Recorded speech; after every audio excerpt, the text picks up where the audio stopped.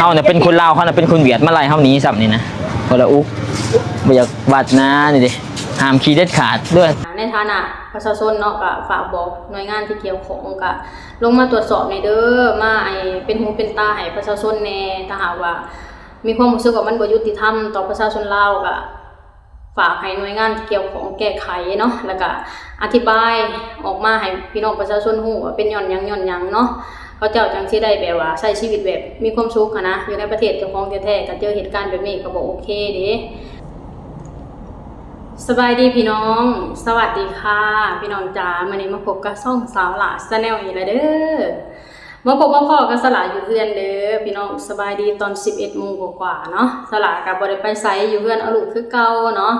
คนน้อยก็ลงไปตากผ้ากับเอื้อยเนาะปกติเพิ่นก็เฮ็ดเวียกเฮ็ดงานเก่าเพิ่นนั่นแหละมื้อนี้สลาก็มีเรื่องราวมานำเสนออีกแล้วเกี่ยวกับประเทศลาวเนาะ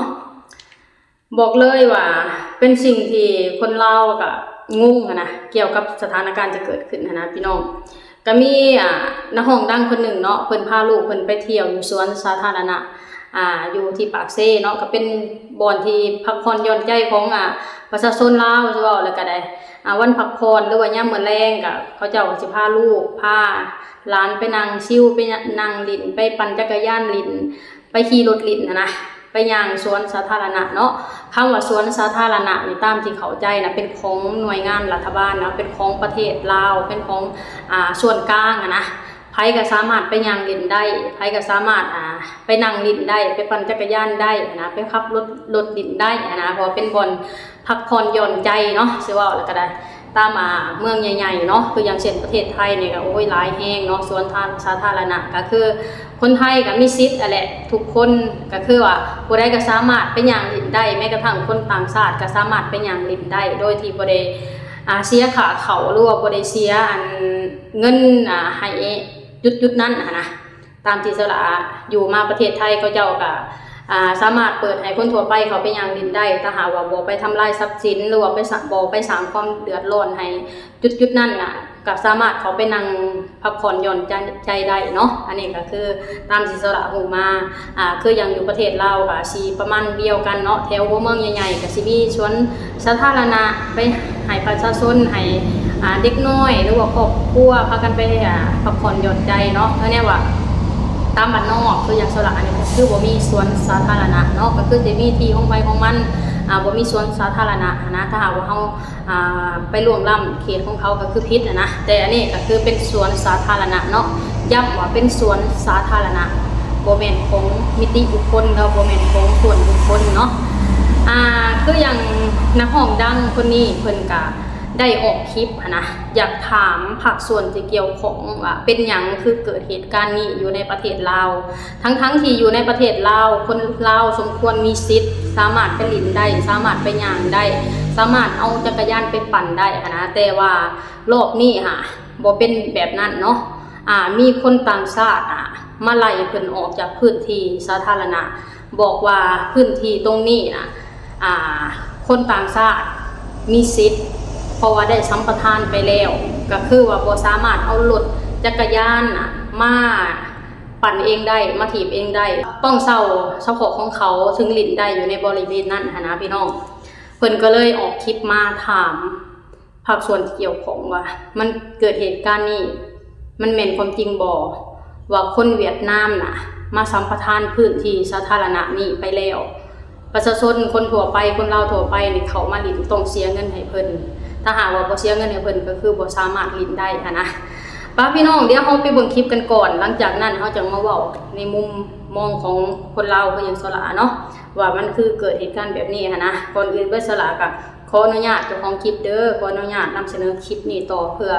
ให้คนลาวได้รับรู้นะว่ามันเกิดแบบนี้ขึ้นในประเทศลาวจริงบ่นะแล้วก็ขอฝากไปยังภาคส่วนเกี่ยวข้องมาแหละถ้าหากว่าฮู้เรื่องนี้นี่แล้วก็มาตรวจสอบแล้วก็แก้ไขแน่เนาะเพราะว่าประชาชนอยู่ในพื้นที่นั้นๆเขาจะได้รับความเดือดร้อนเนาะไปเดี๋ยวเราไปเบิ่งกันก่อนเลยเขาเนี่ยเป็นคนลาวเขาเนี่ยเป็นคนเวียดมาไล่เขาหนีสับนี่นะคนละอุกบ่อยากบาดนะนี่ดิห้ามขี่เด็ดขาดด้วยสบายดีพี่น้องทุกคนที่อยู่ปากเซ่เนาะอันนี้ก็อยากถามผู้คือแต่ละมื้อยามแรงมาวันเสาร์วันอาทิตย์หรือว่าวันยังก็ตามเราเขามักพาลูกเขามาขี่รถนี่เราเปิดก็ได้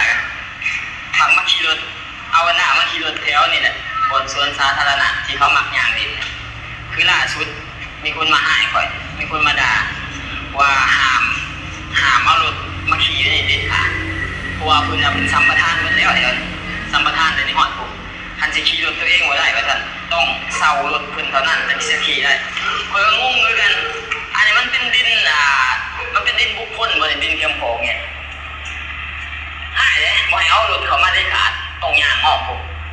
ย่างออกไม่ได้อีกต้องขี่อยู่นอกต้องไปอยู่นอกเพื่อจะขี่รถได้ห้ามขี่อยู่ในเด็ดขาดเลยตัวที่ผ่านมาเนี่ยคนก็ขี่ตลอดเอารถลูกมาขี่ทั้งตลอดแต่ว่าก่อนหนาวเคยเซารถแล้วมันอยู่หรือว่าเอาผิดบอกด้วยจะได้เอามาขี่เหลือทำไมเราสัมปทานไปเลยว่าจะสัมปทานรถห้ามเอารถมาขี่เด็ดขาดคอยก็ไม่ได้มาขี่กว่านี่หรอกปุ๊บคอยจะเอาขึ้นไปเทิงปุ๊บเทิงหยาแล้วเส้นบนเขายางอะไรเส้นบนเขายางเข้มของอยู่เทิงเขาให้ขี่เด็ดขาดอันนี้ก็ฝากเทิงเนาะเจ้าของเข้มของหรือว่าใครที่ดูแลอยู่ดีว่ามันถูกต้องบอกแบบนี้ไล่เขาเมื่อเขาจะเอาว่าห้ามเอารถเขามาขี่เด็ดขาดหายเลยหายได้อะไรได้เบียดเนี่ยเนาะเขาเนี่ยเป็นคนลาวเขาเนี่ยเป็นคนเบียดเมื่อไรเขาหนีจำนี่นะคนละอุ้ไม่อยากวัดนะเนี่ยห้ามขี่เด็ดขาดด้วยซีก็ขี่เป็นเพื่อนอีกวะแต่ว่าที่ผ่านมาเขาก็ขี่ตลอดเลยว่าเราขี่แม้นคือคอยถ่ายคลิปเพื่อขี่ตลอดมาในเวลาที่ไปหอนัดปฏิบัติเขาจะบอกว่านางเด็กคนเดียวเดินแบบนี้อันนี้นี่บอกให้ขี่เด็ดขาดไปสั่น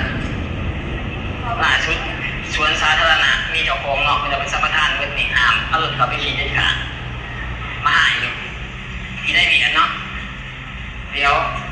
สิเจอก็ขอจะบาดนึงไปฝากถึงเนาะไปที่ดูแลเข้มข้นนี่ว่ามันถึงต้องไปด้วยจะได้สวนสาธารณะขี่บริขี่อยู่นี่นะเอาเสียวขึ้นไปตรงนี้คนคนย่างคนเลียนนี่ห้ามเขาเด็ดขาดไปนั่นไปเมื่อเอาไปเลยนี่แหละพี่น้องอันนี้ก็คือคลิปจากเบาเบกกึหรือว่าบิ๊กใหญ่เนาะเพิ่นก็เป็น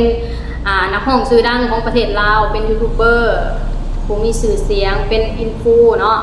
บอกเลยเพิ่นก็เป็นอีกคนหนึ่งที่คนลาวรู้จักรวมทั้งคนไทยเนาะเพิ่นก็ได้พาลูกเพิ่นไปลิ้นสวนสาธารณะตามปกตินั่นแหละกิจวัตรประจำวันก็พาลูกไปลิ้นบ่ว่าสิเป็นวันอาทิตย์หรือว่าวันพักผ่อนเพิ่นก็สิพาลูกเพิ่นน่ะไปลิ้นอยู่ในสวนสาธารณะอยู่เมืองปากเซ่เนาะปกติเพิ่นก็สามารถขี่จักรยานได้เอาจักรยานเจ้าของเนี่ยไปขี่ได้มามื้อนี้เพิ่นพาลูกเพิ่นไปลิ้นแต่มีคนเวียดนามมาไล่เพิ่นเนาะมาไล่เพิ่นออกจากพื้นที่นั้นโดยให้เหตุผลว่าพื้นที่นี้ข่อยเป็นคนสัมปทานหมดแล้วถ้าหากว่าเจ้าอยากลิ้นอยากปั่นจักรยานอยู่ในพื้นที่นี้ต้องเช่าจากของข่อยเท่านั้นเจ้าบ่มีสิทธิ์เอาจักรยานของเจ้ามาปั่นเองว่าซั่นเพิ่นก็เลยสับสนเพิ่นก็เลยงงเนาะในสิ่งที่เกิดขึ้นในประเทศลาวในขณะนี้นะเพิ่นบอกว่าเพิ่นเป็นคนลาวแท้ๆแต่กับโดนคนเวียดนามไล่ออกนะก็เลยว่ามันเกิดหยังขึ้นอยากให้อยากให้ภาคส่วนที่เกี่ยวข้องนะลงมาตรวจสอบแล้วก็ลงมาแก้ไขนะว่าในสิ่งที่เกิดขึ้นเนี่ยมันเกิดขึ้นย้อนหยังเป็นหยังคนเวียดนามถึงมีสิทธิ์มาไล่คนลาวออกจากพื้นที่สาธารณะอยู่ในประเทศเจ้าของและก็พื้นที่นั้นๆก็เพิ่นก็ไปพักผ่อนหย่อนใจเป็นประจำนะเพิ่นก็งงหั่นแหละพี่น้องในพื้นที่นั่นก็เป็นพื้นที่สาธารณะเนาะคนทั่วไปสามารถเข้าไปนั่งลิ้นได้ถ้าหากว่าเฮาบ่สร้างความเดือดร้อนอยู่ในพื้นที่นั้นๆเฮาสามารถเข้าไปนั่งลิ้นได้เด้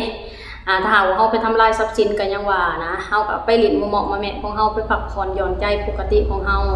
แต่กลับมามื้อนึงคนเวียดนามเขามาไล่ออกนะบ่ให้ลิ้นบ่ให้อยู่ในจุดนั้นถ้าหากว่าสิอยู่เจ้าต้องเซาสินค้าจากข่อยเซาของจากข่อยก่อนถ้าหากเจ้าบ่เซาของจากข่อยเจ้าบ่มีสิทธิ์อยู่นี่บ่ข่อยสัมปทานแล้วนะเพิ่นก็เลยว่าตกลงเป็นพื้นที่ส่วนบุคคลหรือว่าเป็นพื้นที่สาธารณะเป็นหยังเขาเจ้าคือใส่คำว่าสัมปทานนะประชาชนบริเวณนั้นเขาเจ้าเดือดร้อนเนาะเวลาเขาเจ้าอยากมาพักผ่อนก็บ่ได้พักผ่อนนะเจอไล่ออกอย่างแบบนี้ก็มีความรู้สึกแบบงุนงิดเนาะเพิ่นก็เลยฝากให้ภาคส่วนที่เกี่ยวข้องมาตรวจสอบเบิ่งในเด้อว่าซั่นนี่แหละพี่น้องการที่เฮาอยากพักผ่อนเฮาก็บ่ได้พักผ่อนนะ มาเจอเหตุการณ์แบบนี้เป็นไฟกับเซ็งอะนะเพิ่นก็เลยอัดคลิปลงมาสอบถามภาคส่วนที่เกี่ยวข้องกันแหละถ้าหากว่าเป็นประเทศอื่นนี่บ่ได้เด้พี่น้องอย่างเช่นประเทศไทยเนี่ยบอกเลยว่าเขาเจ้าบ่ปล่อยปละละเลยแน่นอนเรื่องนี้เขาเจ้าแบบให้สิทธิ์คนในประเทศเขาเจ้าก่อนเสมอคนในประเทศอื่นเนี่ยบอกเลยว่าเขาเจ้าบ่ให้สิทธิ์แน่นอนเนาะถ้าหากว่าเจอเหตุการณ์แบบนี้บอกเลยว่าแป๊บเดียวเขาเจ้าตรวจสอบว่าเป็นย้อนหยังสำหรับคลิปนี้ก็ในฐานะประชาชนเนาะก็ฝากบอกหน่วยงานที่เกี่ยวข้องก็ลงมาตรวจสอบในเด้อมาเป็นหูเป็นตาให้ประชาชนแน่ถ้าหากว่ามีความรู้สึกว่ามันบ่ยุติธรรมต่อประชาชนลาวก็